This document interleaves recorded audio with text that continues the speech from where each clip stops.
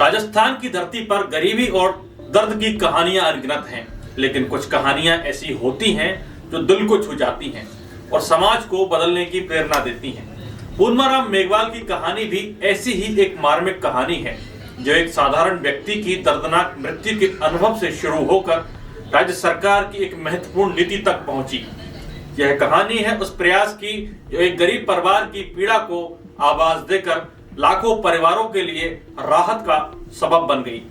साल 2024 की 18 सितंबर का दिन था जब पूर्वाराम मेघवाल ने राजस्थान के मुख्यमंत्री को एक पत्र लिखा।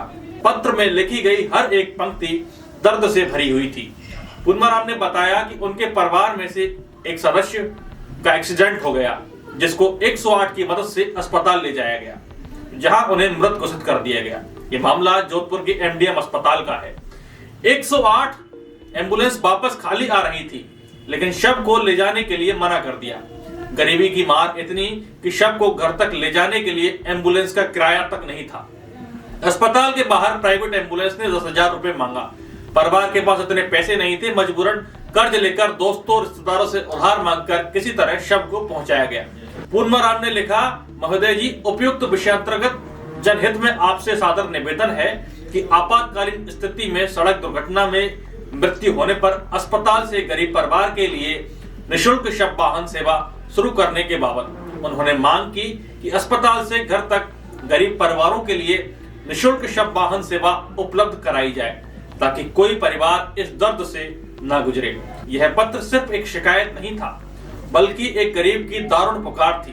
पूर्वाराम, जो जैसलमेर जिले के साधारण निवासी हैं, राजस्थान पुलिस में कांस्टेबल के पद पर कार्यरत हैं, उन्होंने अपनी व्यक्तिगत पीड़ा को सार्वजनिक मुद्दा बनाया।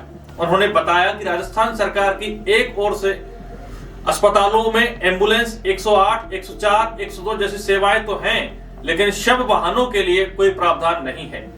गरीब परिवार मौत होने के बाद भी अपमान और आर्थिक बोझ सहते हैं। पूर्वाराम ने एम्स जैसे बड़े अस्पतालों का उदाहरण देकर कहा कि वहां भी गरीबों के लिए ऐसी सुविधा नहीं है, जबकि पंचनामा रिपोर्ट और पोस्टमार्टम के बाद शव को घर पहुंचाना एक मानवीय जरूरत है। और उन्होंने अपील की इस सेवा को शुरू करके गरीबों की मदद की जाए, अन्यथा कई परिवारों की तरह उनका परिवार भी इस दर्द से गुजरता रहेगा।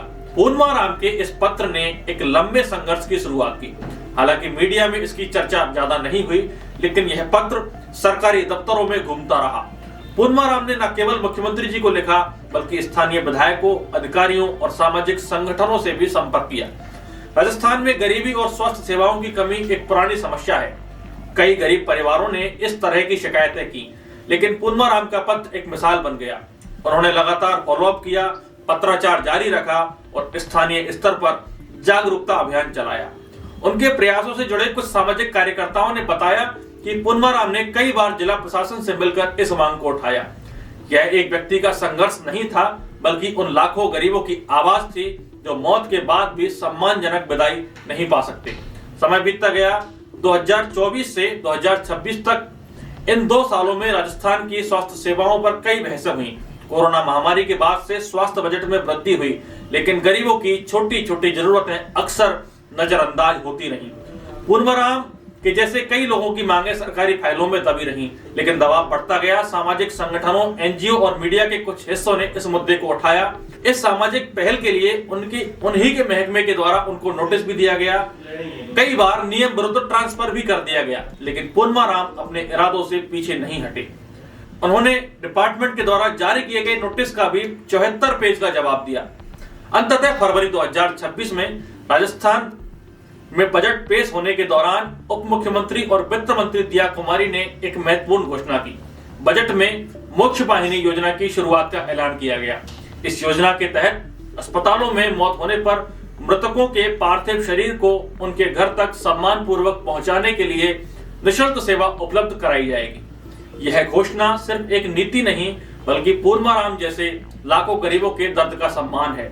बजट में स्वास्थ्य क्षेत्र के लिए कुल 21.88 लाख करोड़ का प्रावधान है, जिसमें एम्बुलेंस सेवाओं को मजबूत करने के लिए 2.5 से आधुनिक एम्बुलेंस शामिल करने और राज्य सुरक्षा योजना जैसी पहलें हैं।